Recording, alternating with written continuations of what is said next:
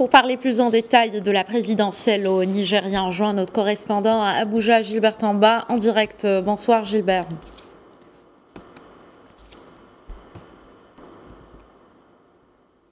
Gilbert, vous m'entendez? Oui, je vous entends. Bonsoir et bonsoir à tous. Alors, d'abord, quels sont les premiers résultats dont vous disposez 48 heures après le scrutin de samedi? Alors, la programmation des résultats partiels des élections présidentielles et parlementaires se poursuit encore au Nigeria. Jusqu'ici, la Commission électorale nationale indépendante a annoncé les résultats de 10 États. Elle avait suspendu ses travaux cet après-midi, mais bon, elle doit reprendre au moment même où je vous parle. Alors, cela dit, beaucoup de Nigérians se posent des questions sur, disons, le retard dans la programmation de ces résultats.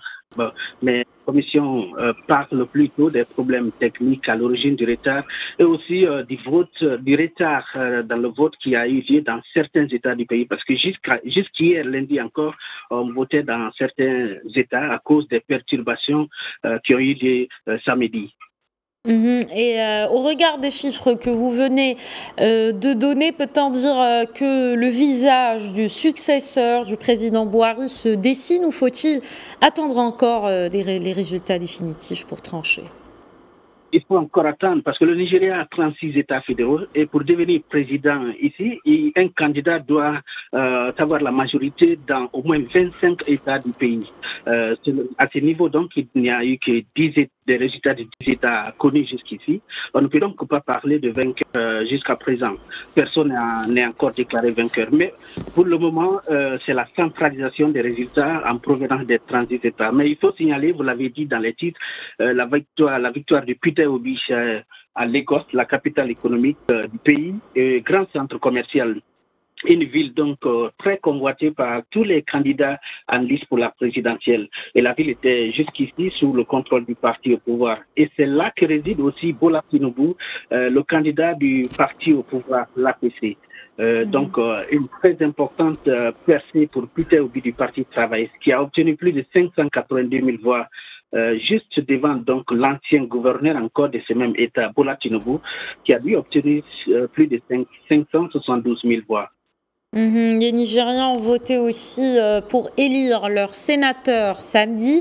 Quelles sont les tendances qui se dégagent ce soir? Lagos, la capitale économique, semble, elle, notamment avoir basculé. Oui, pour le sénatorial aussi, à ce niveau également, il n'y a pas encore une tendance qui se dessine clairement. Mais là aussi, on note l'arrivée des nouveaux visages au sein du nouveau Parlement et le retour des anciens sénateurs, comme l'actuel président du Sénat, Ahmed Lawal, qui a été donc réélu dans sa circonscription dans l'état de Yobe, dans le nord, ainsi que celui du ministre du Delta du Niger sous le président Buhari. Il était candidat aux primaires pour la présidence du parti au pouvoir, mais il n'a pas eu l'opportunité. Donc, il a gagné son fauteuil de sénateur dans son État, Godwin Agbabio. Donc, tous les deux sont des figures importantes du parti au pouvoir.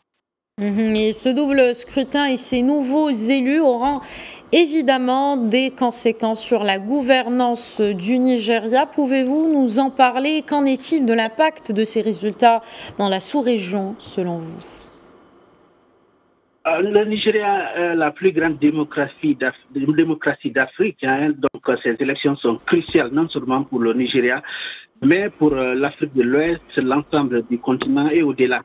Le problème est que tout ce qui se passe au Nigeria a des effets dans la sous-région africaine de toute l'Afrique en raison de l'importance stratégique donc du Nigeria sur le continent.